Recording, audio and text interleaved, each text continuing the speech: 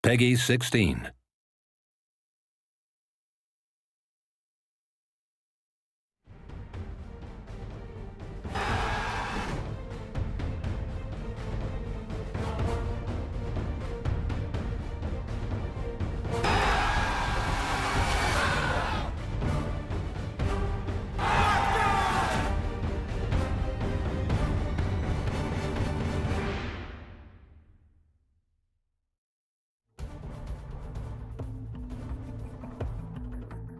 Hello and welcome to the Call of Duty Championship presented by Xbox. This is day 2. Puckett and Fwiz up in the booth again. Fwiz, what a day 1. Dude, Australia, man. Australia showed up. Trident T1 Daughters and Immunity pulling off major upsets. Immunity winning their pool over Envy, and then Trident T1 Daughters winning their pool over FaZe. And Envy getting in like a search and destroy, like round robin playoff kind of to get in their group. Like, talk about intense. The team that finished second last year was like a couple rounds away. They bounced back. That game got given to them practically at that rate.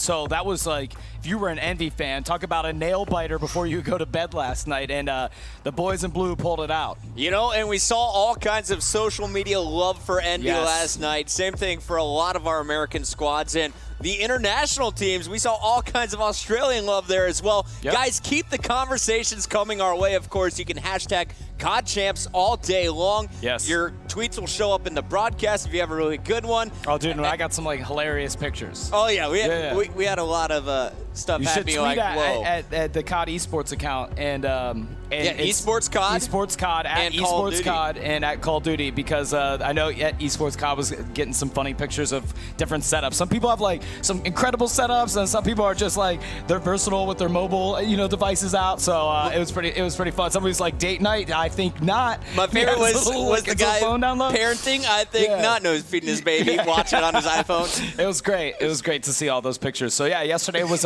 it was a long day, but it was a really good broadcast. We had casters from all over the world covering every single match you could possibly imagine. So it was fun. I had a lot of fun yesterday, but Optic Gaming versus Epsilon today is going to be pretty crazy. It's going to be good. So many great matches, especially the Optic and Epsilon match to start the day. But right now, it's time to send it down to the floor with Justine.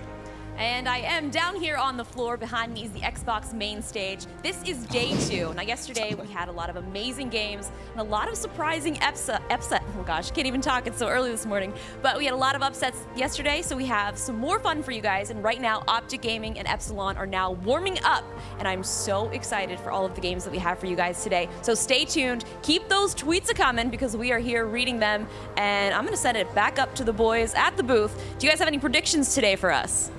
Wow. Predictions for the day. Justine hit us with that hot She's one like, real hey, quick. guys, you awake this morning? Because I'm going to bring in that hotness. I haven't even had my coffee yet. And I refuse to do an Optic Gaming versus Epsilon, because the Optic Gaming community is such a passionate fan base that if you go with them, then you get ripped by everybody else. Right. And if you don't go with them, then the green wall is very strong. So I'm gonna stay out of predictions. You're staying out of it? Versus Epsilon. I rarely do that, but I'm gonna do that. I'll give you a prediction. Optic and Epsilon will advance from their group. I'm going with that. I think that's safe to say. That's safe to say. Well, speaking of, I'll go with that as well. Yeah, speaking of groups, we should show you what went down yesterday. Starting with Group 1, we saw, well, actually, here we have Group 6 showing you here. Rise Nation, Vitality Rises. There's Group 1. Strictly Business and Vitality returns coming out of that one. A little surprise there. Sublime came in with that number 2 seed, but Group 2, Complexity stomping everyone with a 3-0. Yeah, Vex Revenge, the Canadians coming out. Same thing in Group 3. Another Canadian squad, Wild Gaming, coming out of that one with Team Caliber going 3-0. And then that was the big surprise in Group 4. Trident T1 Daughters over FaZe. Yeah, SK Gaming and that Trident T1 Daughters was a really close match. Actually went to a Game 5 Search and Destroy. Had that gone a different way in Search and Destroy, they would have had to play for a 3-way group tie. So you had FaZe really rooting for the Australian boys and T1 Daughters. And then, of course, Immunity, we talked a lot about them. They did really well, but then you had the tiebreaker with Tech and Envious going into a Game 5 Search and Destroy. Well, it wasn't game, it was an overtime battle it out for a Search and Destroy game that Envy was able to pull out and win. Rise Nation comes out on top of their group so far. Remember, this is still going on. You can catch that on the Bravo, Charlie, or Delta stream broadcast this morning. And then over here in Group 7. That's going to be our main stage match to watch. Probably one of the best games in all of group play. Epsilon Esports taking on Optic Gaming for that #1 seed. Yeah, so that's I wanted to call that out. It depends on where they're going to get seated. So we talk about they're both in the bracket, right? But they can fight for what seed is. And then you've got Xfinity Gaming, who surprised everyone. They beat TCM last night. I mean, that was huge. And then they went on and they beat Killerfish. Literally right after their match, they played Killerfish and they beat them too. So Xfinity, a lot of people doubted those gentlemen, and they are doing really, really well. Got to give it up. Mud Dog is he's a brilliant Call of Duty player, so I actually was pretty proud to see those guys. Now, of course, we are here playing on the Xbox One for Call of Duty Ghost, and we have seen the graphics. Absolutely gorgeous so far. It's been a pleasure to use the broadcasting tools as well. If you guys don't have your Xbox One yet, go get yourself a new console. It was fun transitioning over. Like we play matches all the time, you know. And we went immediately. Like as soon as Xbox One came out, we went immediately over to it. And it's been really fun playing on it, man. It's been good. I'm digging it. I kind of love that controller too, man. It feels so good on these thumbs. It's so good. It's so good. Yeah, it's so good. And not to like the clear buttons, man. Yeah, you like that. It's sexy, dude. All right, well, Fwiz, lots of matches still to come today. Of course, we have our final round of group play going down on all 4 of our broadcasts today. And then these players are going to get into the 16-team double elimination where they are playing for some serious prizes. Not only that trophy and the rings you see there, but the $1 million prize pool. There's a really big security guard that's over there watching because I was trying to swoop one of those rings. He's like, dude, I was like, I have a staff pass, and apparently that didn't even work either. So $400,000 for first place. Second place gets $200,000. So that's a good paycheck for Call of Duty. And again, the rings, we talk about it. You know, this is the second time you can win a Call of Duty championship ring. Right. That's like, it's a very prestigious thing.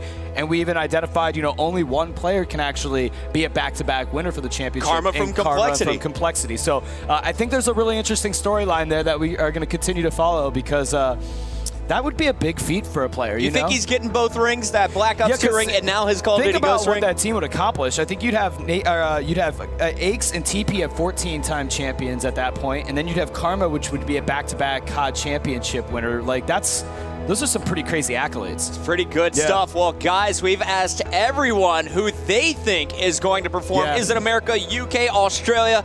We have a video for you. Let's hear it from the crew. Top 16 teams that are here are considered the best teams in the world, all around the world. So everyone who's here deserves it, and I just can't wait to see what happens next. I'm very thankful that these tournaments are here. I mean, it's great to see publishers and developers putting in so much money. It's great to just be able to play here. Obviously, you've got to come into the event feeling confident in your teammates and yourself and your own ability to compete. It's different to just playing at home in your room. I mean, there's a lot of pressure. The top 8 teams from America are here. North American gameplay is a little bit faster from what I've heard, but European teams definitely are a threat. They could also win this event. This event right here is possibly life-changing. It's the first time I've ever been to one. I'm really, really confident in my team. You've just got to do your best to try and not let the occasion kind of overrule you. And you've just got to play the same way you do online and how you practice. It's such a big event. Everyone recognizes the magnitude of it. This could be like one event that literally can change a person's life. Besides my own squad, the FaZe squad, some of the favorites I'm looking out for are definitely Complexity. Going into this tournament, I'm expecting a lot of the NA teams to come out big, like Complexity and SB, a FaZe and Envious, which is our team. Looking into the EU side, I'm expecting TCM to come up big. If you ask me personally, I think they're one of the best teams out. There's a lot of potentially like life-changing amounts of money at stake here. If you want to play your best and you want to like get into those top 8 placements. As a Call of Duty player, this is really what we live for. This is why we are into esports. Last year's champs and this year's champs. It's tournaments like these with such a high prize pool. That's when you see who can handle the pressure, who's the best players, who can clutch up when $1 million is on the line.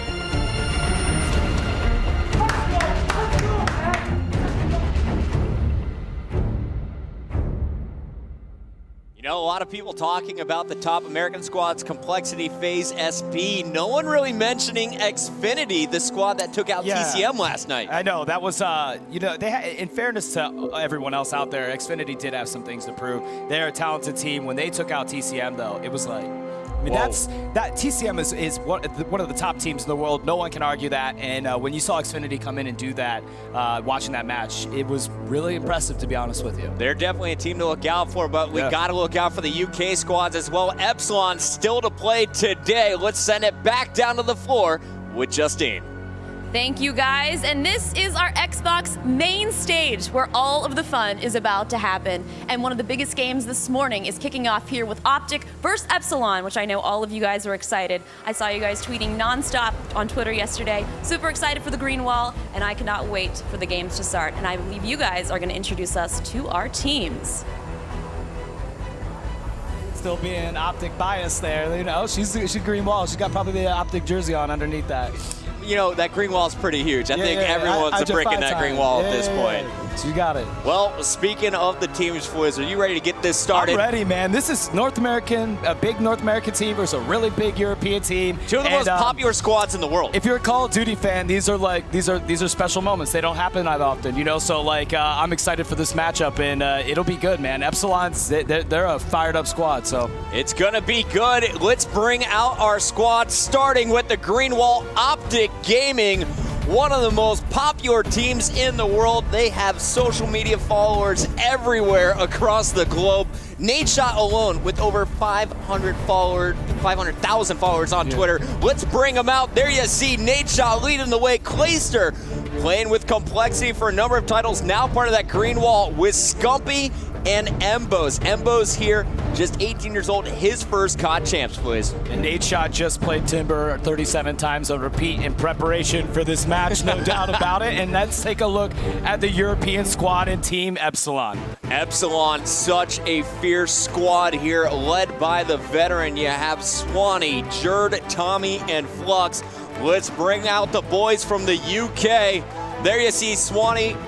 In that second spot, Tommy, also a nasty slayer to look out for. King Jerd there, the second from the left, and the tall man. That is Flux, formerly of TCM, making the move over to Epsilon. And honestly, Swanee's one of my favorite players in Call of Duty history. I mean, he's got such a track record in the European scene. He's been an amazing player, so to see him keep going on with his career on the the Xbox main stage is pretty awesome to see. So Epsilon, and then Jerd, he's like that young beastly talent that's just been making a name for himself left and right at LAN. So they say King Jerd does what he wants in Europe. Yeah, and sometimes he's like, it reminds me of like when Proofy was younger playing like Call of Duty 4. It's like he can slay, just let him go do it. Let him off the leash and take care of business. So I like this Epsilon squad, and again, I really think we're in for a treat between these two teams matching up. Of course, Jerd played with Epsilon last year at the Call of Duty Championships. He finished 6th place there, made some serious bank. Swanee, you also saw him playing with Inferno, the Italians.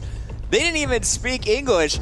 They were all speaking Italian. Swanee just did what Swanee does best, slay with that AR, help that squad finish in the top 8. That's so, like, how funny is that? That's a crazy story, right? Like, to have lack of communication because there's a language barrier on your team, and yet you still can perform and place top 8.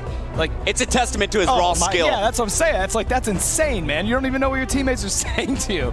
Yeah, that's great. So a lot of stuff from them. I want you to keep an eye on Flux. He's the new addition to this squad. Mad Cat took his spot on TCM. He happily came over to Epsilon, and I want to see how strong is he going to play today. We want to get your guys' predictions. Who do you think is going to win this one? Use your hashtag CODChamps for your vote to count, and then hashtag your team. Is it Epsilon or is it Optic?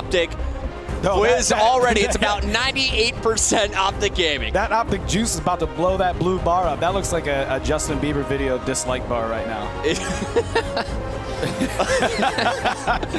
Oh, man. No, for real, well, though. Epsilon coming in as the underdogs in the fans' eyes, but how do you think they stack up against OG? They're the European darling team. Obviously, Optic Gaming has a huge presence globally, but if you're in Europe right now, you're ready and you're fired up and you believe in this Epsilon team, and I believe that this Epsilon team can beat literally any team at the Call of Duty Championship on any given day. I think they could 3-0 Optic if Optic's not careful.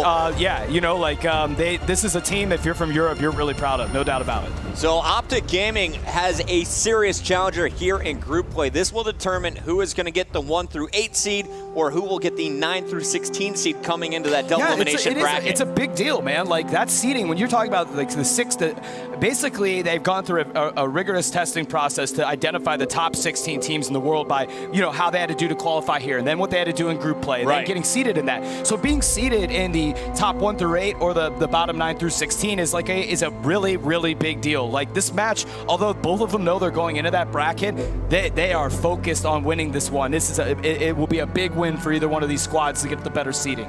Now, you see Flux and Jerd there, but I really think this game is going to come down to Swanee and Tommy to try and keep up with Clayster. Swanee's going to be the equal to Clayster. Tommy's got to equalize with Seth Scumpy from Optic Gaming. He was a nasty slayer at the US Finals, but Tommy had very similar stats at the EU Finals. Scump had 28.18 kills per respawn game at that US Finals. Scump was the highest average kills slayer from the U.S. qualifiers. Number one out of all the players. He averaged 28 kills. So if you're going against Scumpy, you know that stat. Like, you know that.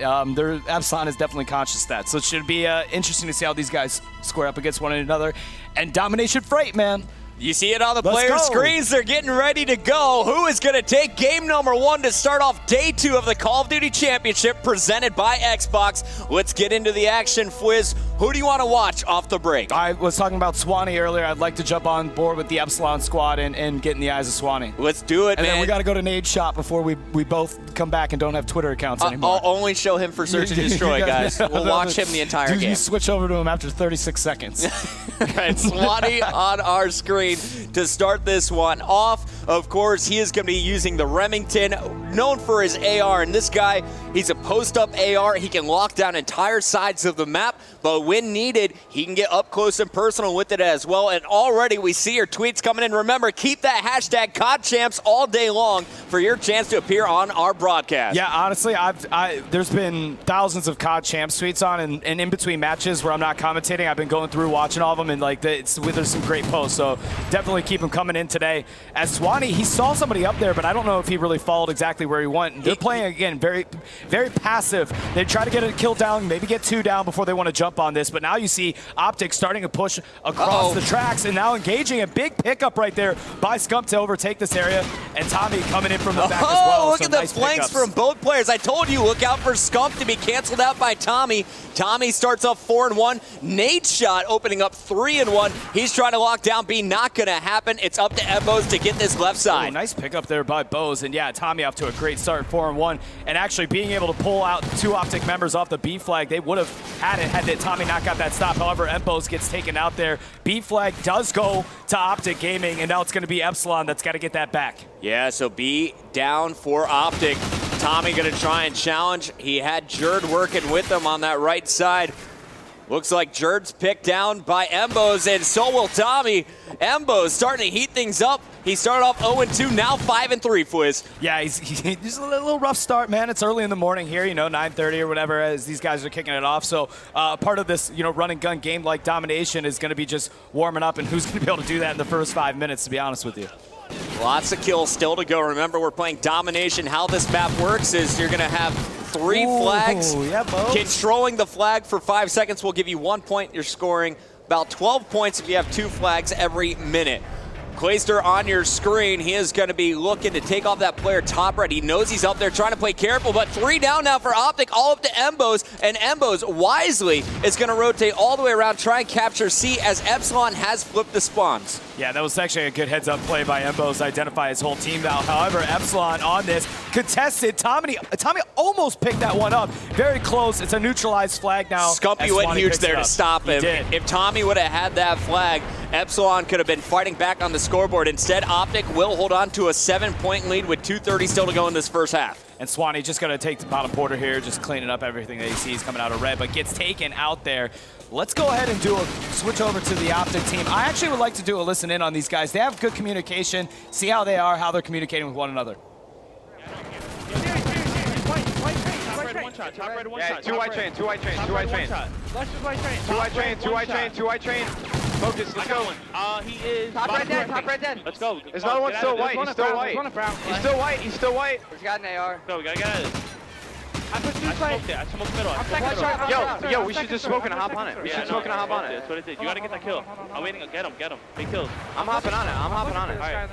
Yeah, red train. I got him. Let's go. I'm on it. It's Let's go, halfway. let's go. Halfway. He shot me off. He's second story red. Jumped out. Going side red. Got it. Let's go. A-bomb set. He's there, man. Another one there on it. On B. He's doing it. He's not on it yet. White train, I Let's think. go. We gotta make a play, guys. I'm stunned. Make plays. I smoked it again. Yeah, I'm dead. So good. He's in our red. One white train. Dead fire. Now wait, boats. Oh, he's on middle train. Go red. Middle train one shot. Just smoke it. Need red control. Two white. He's bottom red already. I need help blind side. I'm coming red with you. Give me a second. We'll bait him Bottom green. Bottom red. I need your help. I'm going on top. Big kill, Seth. One down our side. A-bomb side. One down our side still, Seth. Bottom white, one shot. I know, going back. Chill, going back. Let's get through, Matt. Let's get through. Get on T. All right, I'm pushing through to A. And you could hear the communication there from Optic Gaming. They were trying to get themselves coordinated, but a three-piece from Flux, the man on your screen now, got B control back in favor of Epsilon. Now they're able to pull away with a 14-point advantage, trying to extend it to 15, maybe even 20 before this is over. Swanee knows all they have to do is keep B control. His teammates will go back for A. Yeah, Epsilon, at the end of the day, they're just out slaying right now. You've got Nade Shot, Scump, and Clayster. Not very typical of any of these guys to not be stepping up like this. So Epsilon playing well. I did like out of the Optic communication, though, with Empos, just being like, relax. You know, like, you had Clayster frantically calling out C, like, I got it. Let's just take it down a notch. I feel like he keeps the team even keel, which sometimes it's sometimes good having Clayster, who's a very vocal person and loud, to have someone like Embos that balances him out. So this is going to be a really good first half for Epsilon. Obviously, they're going to have a pretty healthy point growth over going into the second half. But again, nothing that they can't come back. Did you see those nades from Jerd at the end, man? Optic's trying to get on that B flag, and he just has the perfect nade spots. Here they are. Check this Semtex up and over. Get off my flag, he says. Picks up an assist and a kill. Keeps it in Epsilon's favor. Yeah, that was a nice shot, man. Perfect nade there. So Epsilon had an amazing first half there. I think Optics knows what they have to do in the second half. That was plus 16 points in favor of Epsilon. We'll see how it all pans out in the second half. There's no doubt about it that it's a slaying issue that they need to win more of their gunfights. That's all it comes down to. Optic started off hot. You know, you had Scumpy behind enemy lines, but Tommy and the boys got off to a hotter start. And Flux, he was really struggling. At one point, he was 5 and 9. Got that three-piece, was then 8 and 9, and from there, he topped the leaderboard. Let's pull up the stats one more time. At that, 16, 11, and 3. That was the game-changing moment in that first half. Yeah, 16 in 3 caps. I'll take that any given day. So let's see how the second half goes. They got to feel good having a 16-point lead in here. You got to wonder if maybe now Optics warmed up a little bit. I did like that they weren't getting too frustrated there. So it seems like from the prepared and mental state, they're good to go to the second half. You know, you got to wonder who's got better communication there, because Optic was solid. Yeah. But no doubt that Epsilon UK has boys, good communication. Yeah, I can't wait to hear these accents. They're well coordinated. You can just tell when it's fun to actually watch people on the map, and you can be like, they're clearly communicating at a high level, right? Like they're grabbing, they're going back. You know, it's like you can identify that just by watching Epsilon play. I also like Nate's like, let's smoke B. Yeah. And I was like, I already did. Let's go. Let's go. It's like same page. Yep. They have been practicing these strategies. They are ready. Down 16 points. Optic needs a huge second round. Not necessarily huge, but it's a decent points. deficit. Yeah, it's you're feeling good if you're Epsilon, but yeah, it's 16 points is doable, especially, again, B is incredibly hard to get on Freight. And if you can get height advantage and you knock some shots off of there, and again, win your gunfights, very important. That's going to be the difference there. Who's your player to step it up on Optic Gaming? Who do you want to see man. go big? And the reason I hold Scumpy like highly accountable, because you have high expectations of him. Again, he had 28 kills he was averaging at US Regionals, so you just expect a lot from him. That young man carries a big burden on his shoulders every time he plays because of how talented he is and what people expect him to do every single game. So when he doesn't do well, you immediately identify that. Well, Scumpy is that white area. You're going to see him working with Glacier at red. Glacier's going to try and go up top as Scumpy's going to try and loop around the back. Epsilon early on going for B control, and down goes Scumpy up to Clay to stop the B flag, and already Epsilon has 2 flags. No, Glacier did stop him just short and is now going for the contention, did not get it. And jumping on board with Bose here and just trying to get a fight out. Like, losing that so quickly at B is going to be a costly mistake. They've got to get aggressive in here, knock some of the Epsilon players off their positions and make a move on this B flag. You do not want to go this first 2 minutes this way at all. They can't afford to do it. And they are locked down in the middle of the map by Swanee. Already C being neutralized as well. We'll keep that player lit up for you. Tommy gonna win the one-on-one in the back there. And what a play here from Epsilon. 3 cap off the break in the first minute.